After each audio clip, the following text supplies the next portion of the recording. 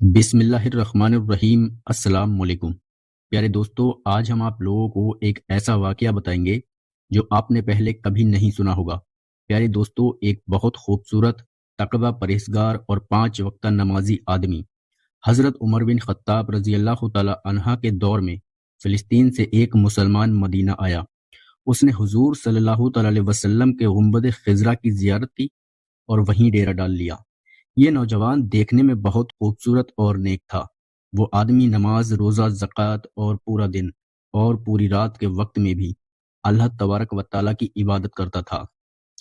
وہاں کے لوگوں کو ایسے ہی دیکھتے دیکھتے کئی دن گزر گئے اور اسی کے چلتے مدینہ میں اس کی تقوی اور پرہیزگاری اور اللہ تبارک و تعالیٰ کی عبادت مدینہ میں مشہور ہو گئی اور لوگ اسے مقدسی کہنے لگے۔ جس دور کے واقعے کی ہم بات کر رہے ہیں، اس دور میں حضرت عمر رضی اللہ تعالیٰ عنہ جو اپنے کڑے تیور کے لیے مشہور تھے، جب حضرت عمر فاروق رضی اللہ تعالیٰ عنہ کو اس نوجوان کی خبر ہوئی تو آپ اس آدمی کو دیکھنے کے لیے آئے۔ آپ نے آ کر دیکھا تو یہ آدمی عبادت میں مشہور تھا۔ حضرت عمر فاروق اس نوجوان کی عبادت اور تقوی اور پرہیز سے بہت خوش ہوئے۔ اس کے بعد حضرت عمر مقدسی کے پاس آتے رہتے تھے اور اس سے باتیں کرتے تھے۔ کچھ وقت گزر جانے کے بعد جب حج کا مہینہ آیا تو مدینہ کے لوگ حج کی تیاری کرنے لگے اور مقدسی بھی بڑی خوشی کے ساتھ حج کے لیے تیار ہوا۔ جس دن حج کا قافلہ روانہ ہو رہا تھا تو حضرت عمر رضی اللہ تعالی عنہ اسے الوداع کہنے آئے۔ مقدسی نے حضرت عمر سے کہا، میں حج پر جا رہا ہوں، میرے پاس ایک چیز ہے جسے میں آپ کے پاس امانت کے طور پر چھوڑنا چاہتا ہوں۔ اگر آپ اس سے میری واپسی تک سنبھال لیتے ہو تو بڑی مہربانی ہوگی۔ حضرت عمر رضی اللہ تعالی عنہ نے مقدسی کی بات سن کر کہا، آپ اپنی امانت مجھے دے دو اور واپسی پر لے لینا۔ مقدسی نے اپنی امانت حضرت عمر رضی اللہ تعالی عنہ کو دی اور اسے اپنے پاس رکھ لیا۔ اس کے بعد مقدسی حج کے قافلے کے ساتھ روانہ ہو گیا۔ اس دوران آپ مقدسی کے ساتھ ہی چلتے رہے۔ الوداع کے وقت حضرت عمر نے قافلے کے مکھیا کو مقدسی کے بارے میں ہدایت دی اور کہا کہ راستے میں کسی بھی طرح کی کوئی تکلیف نہیں ہونی چاہیے۔ ایک انصاری عورت بھی حج کے سفر کے قافلے میں ساتھ تھی۔ دھیرے دھیرے مقدسی کے حسن نے اس عورت کو پربھاوت کرنا شروع کر دیا۔ مقدسی جہاں عبادت کرتا وہ عورت بھی وہیں اس کے پاس بیٹھ جاتی، لیکن جب مقدسی نے اس کی طرف کوئی دھیان نہیں دیا تو اس عورت نے خود پہل کی۔ ایک دن اس نے مقدسی سے کہا، مجھے آپ کے اس نازک جسم پر یہ لباس اچھا نہیں لگتا، یہ آپ کو تکلیف دیتا ہوگا۔ عورت نے پھر کہا، آپ کا چہرہ کتنا حسین ہے، جب اس پر دھوپ پڑتی ہے اور گرمی سے آپ کا چہرہ لال ہو جاتا ہے تو مجھے بہت تکلیف ہوتی ہے۔ مقدسی نے اسے سمجھاتے ہوئے کہا، ہوش سے کام لو اور ایسی باتیں مت کرو، مجھے اپنے رب کی عبادت کرنے سے روکنے کی کوشش نہ کرو۔ جب اس عورت کا صبر جواب دے گیا تو اس نے مقدسی سے کہا، صاحب، آپ سے مجھے ایک کام ہے، اگر آپ نے میری بات مان لی تو اچھا رہے گا۔ مقدسی نے کہا، بتاؤ کیا کام ہے؟ اگر وہ میرے بس میں ہوا تو میں ضرور کروں گا۔ عورت نے مسکرا کر کہا، میری صرف ایک خواہش ہے کہ آپ رات کا کچھ حصہ میرے ساتھ میں میرے مالک کی حیثیت سے گزاریں۔ یہ سن کر مقدسی کے چہرے پر غصے کے اثرات نظر آنے لگے۔ انہوں نے ترنت اللہ کا خوف دلاتے ہوئے سختی سے کہا، اللہ سے ڈرو، میں اس طرح کا آدمی نہیں ہوں۔ تم بھی خانہ کعبہ کی زیارت کے لیے جا رہی ہو اور اپنے دل اور دماغ کو اس شیطانی خیال سے پاک کر لو۔ عورت نے ان کی بات پر کہا، مجھ پر تیری ایسی کوئی بات اثر نہیں کرے گی، میں ایک عورت ہوں، اور یاد رکھ، عورت کا انتقام بہت برا ہوتا ہے۔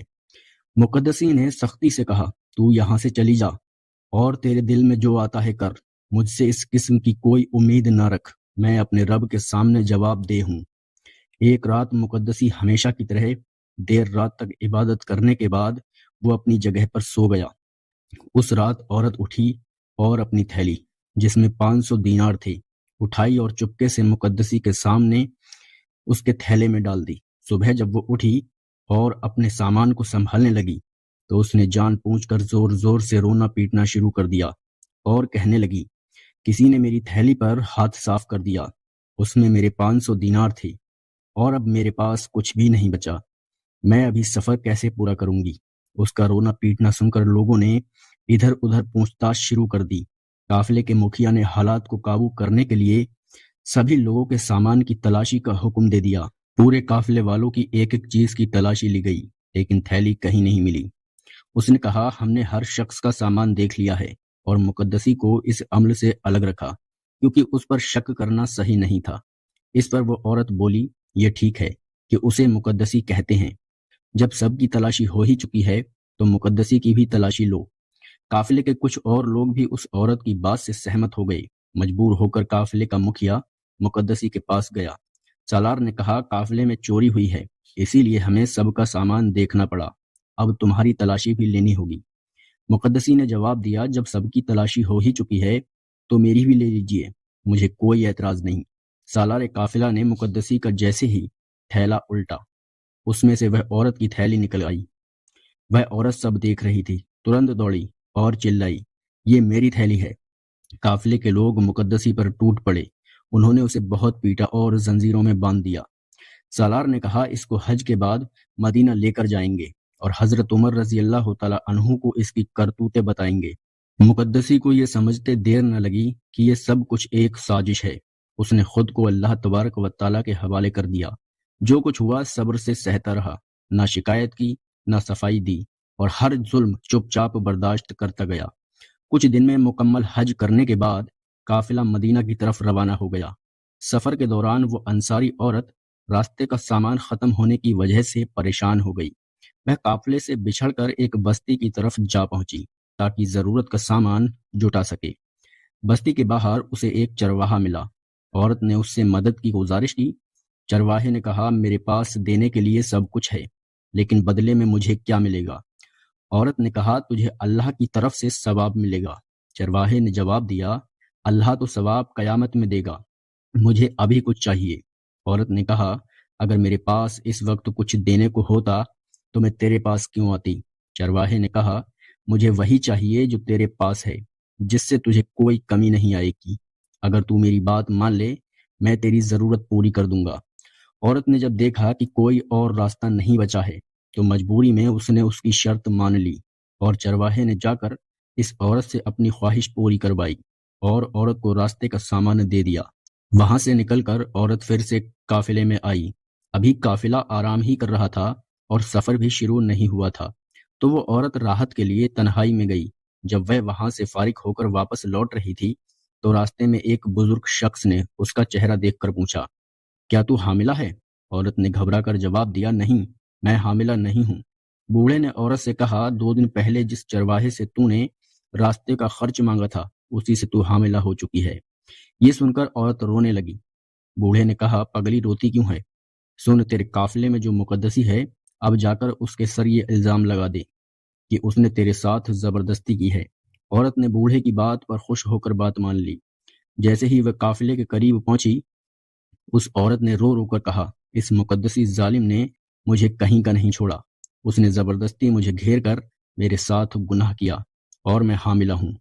یہ سنتے ہی قافلے والے ایک بار پھر سے مقدسی کو بری طرح پیٹنے لگے، لیکن مقدسی نے نہ تو کسی کو کچھ کہا، نہ ہی اپنی صفائی میں کوئی بات کی۔ وہ سب کچھ خاموشی سے سہتا رہا۔ جب قافلہ مدینے پہنچا تو لوگ ایک دوسرے سے گلے ملنے کے لیے حضرت عمر رضی اللہ تعالی عنہ آئے۔ تبھی قافلے کے مکھیا نے آگے بڑھ کر حضرت عمر کو مقدسی پر چوری اور زبردستی کا الزام پوری داستان سنائی۔ حضرت عمر رضی اللہ تعالی عنہ نے مقدسی کی طرف دیکھا، وہ زنجیروں میں بندھا ہوا تھا اور سب کی باتیں خاموشی سے سن رہا تھا۔ حضرت عمر رضی اللہ تعالی عنہ نے مقدسی سے کہا، ظالم، یہ تو نے کیا کیا؟ خدا کی قسم، میں تجھے وہ سزا دوں گا کہ تیرے جیسے باطل پھر کبھی تقوی کا لباس پہن کر کسی کو دھوکہ نہیں دے سکیں گے۔ مقدسی نے خاموشی سے کچھ نہیں کہا، وہ چپ چاپ بیٹھا رہا اور سب کی باتیں سنتا رہا۔ وہی دوسری طرف قافلے کے لوگ انتظار کر رہے تھے کہ اب کیا فیصلہ ہوگا۔ تبھی اچانک حضرت علی رضی اللہ تعالی عنہ وہاں تشریف لائے۔ حضرت عمر نے پورا واقعہ حضرت علی کے سامنے بیان کیا۔ حضرت علی نے مقدسی کو دیکھا، وہ سر جھکائے خاموشی سے بیٹھا تھا اور زمین کو دیکھ رہا تھا۔ حضرت علی نے فرمایا، میں علی خود گواہی دیتا ہوں کہ اس شخص نے نہ تو زنا کیا ہے اور نہ ہی چوری کی ہے۔ حضرت علی نے عورت کو اپنے پاس بلایا اور فرمایا، شرافت سے اپنی پوری داستان ان لوگوں کے سامنے بیان کر عورت نے کہا، قافلے نے میری تھیلی اس کے مال سے برآمد کی ہے اور یہ قافلہ چوری کا گواہ ہے۔ جہاں تک زنا کا تعلق ہے تو زنا گواہوں کے سامنے نہیں کیا جاتا۔ حضرت علی نے غصے میں آ کر کہا، اللہ تبارک و تعالی تجھ پر لعنت کرے، تو نے دونوں باتوں میں جھوٹ بولا ہے۔ پھر حضرت علی نے حضرت عمر رضی اللہ تعالی عنہ کی طرف منہ کر کے فرمایا، اس نوجوان نے حج پر جاتے ہوئے آپ کو ایک امانت دی تھی، اس جوان کی امانت دربار میں منگوا کر اپنے پاس رکھیں، پھر میں آپ کو اصل واقعے سے آگاہ کرتا ہوں۔ حضرت عمر رضی اللہ تعالی عنہ نے وہ امانت منگوائی، اسے اپنے پاس رکھ لیا۔ حضرت علی نے عورت کو اپنے سامنے کھڑا کیا اور فرمایا، اب میں جو کچھ پوچھتا ہوں سیدھی سیدھی بات بتاتی جاؤ۔ حضرت علی نے وہ سارا واقعہ بیان کر دیا جو راستے میں ہوا تھا۔ عورت نے کہا، جیسے جیسے آپ نے فرمایا یہ سب کچھ بالکل سچ ہے، میں شرمندہ ہوں اپنے کیے پر۔ آپ رضی اللہ تعالی عنہ نے فرمایا، اس جوان نے عبادت کے جنون میں حد سے بڑھ کر کام کیا۔ اس جوان نے اپنا مردانہ حصہ کاٹ کر اسے ایک ڈبیا میں رکھا ہے جو سب سے ریشم کے کپڑے میں لپٹا ہوا ہے۔ آپ نے فرمایا، پہلے آپ ڈبیا کو کھول کر اس میں میری بات کی تصحیح کر لیں، بعد میں جن لوگوں کو میری بات میں شک رہے گا وہ اس نوجوان کو بھی ملاحظہ کر لیں۔ آپ رضی اللہ تعالی عنہ نے عرض کیا، قبرستان میں گڈھا کھود کر اس عورت کو سینے تک دبا کر رجب کیا جائے۔ وہ مقدسی نوجوان تا وفات مسجد نبوی میں عبادت میں بزی رہا۔ حضرت علی رضی اللہ تعالی عنہ پر اللہ تبارک و تعالی نے یہ سارے حالات ظاہر کر دیے تھے، اور آپ کا یہ فیصلہ آپ کی کرامت بھی مانا جاتا ہے کہ جب اللہ تبارک و تعالی نے حضرت علی رضی اللہ تعالی عنہ کو ایسا علم غیب عطا فرمایا ہے تو سوچئے ہمارے آقا حضرت محمد صلی اللہ تعالی علیہ وسلم، جنہیں حضرت مولا علی رضی اللہ تعالی عنہ بھی اپنا آقا مانتے ہیں، انہیں کیسا علم غیب عطا فرمایا ہوگا۔ تو میرے پیارے دوستو، آپ لوگوں کو ہماری یہ ویڈیو کیسی لگی ہمیں کمنٹ باکس میں ضرور بتائیں، اور کمنٹ باکس میں اللہ اکبر ضرور لکھیں، اور ہم مسلمان بھائیوں کو اللہ تبارک و تعالی حضرت محمد صلی اللہ تعالی علیہ وسلم کی سنتوں پر چلنے کی توفیق عطا فرمائے۔ دوستو، آج کی ہماری یہ ویڈیو آپ لوگوں کو کیسی لگی ہمیں ضرور بتائیں، اور اگر آپ کو ویڈیو ٹھیک لگی ہے تو ویڈیو کو ایک لائک کر کے چینل کو سبسکرائب ضرور کر لیں، اور اس ویڈیو کو اپنے دوستوں اور رشتہ داروں میں ثواب کی نیت سے ضرور شیئر کریں، تاکہ ان لوگوں کو بھی حضرت علی رضی اللہ تعالی عنہ کی کرامت کے بارے میں جانکاری حاصل ہو سکے۔ السلام علیکم۔